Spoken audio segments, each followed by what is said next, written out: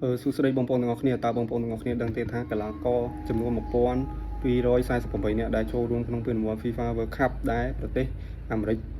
មិចស្កូនិងកាណាដាធ្វើជាម្ចាស់ផ្ទះនៅក្នុងឆ្នាំ2026នេះតើមានកីឡាករប្រមាណអ្នកធ្លាប់ឈ្នះពានរង្វាន់ Ballon d'Or ហើយនឹងកីឡាករមកពីតំបន់អឺរ៉ុបប្រមាណអ្នកដែលធ្លាប់ឈ្នះពានរង្វាន់ FIFA World Cup តើយើងទៅដឹងទាំងអស់គ្នាកីឡាករដែលធ្លាប់ឈ្នះពានរង្វាន់ Ballon d'Or ដែលចូលរួមពានរង្វាន់ FIFA World Cup 2026នេះមានកីឡាករចំនួន5នាក់ប៉ុណ្ណោះទី1 Messi ទី2 Ronaldo ទី3 Modric ទី4 Rodri ទី5 Dembele ហើយកីឡាករដែលមកពីតំបន់អឺរ៉ុបដែលធ្លាប់ឈ្នះពានរង្វាន់ FIFA World Cup ដែលបានចូលរួមក្នុងឆ្នាំ2026នេះមានកីឡាករមកពីអាល្លឺម៉ង់និងបារាំងតែពីរប្រទេស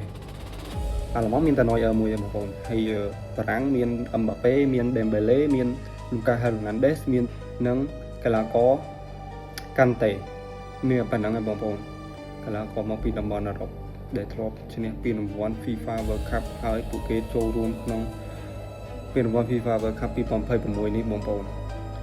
អូខេបាយបាយ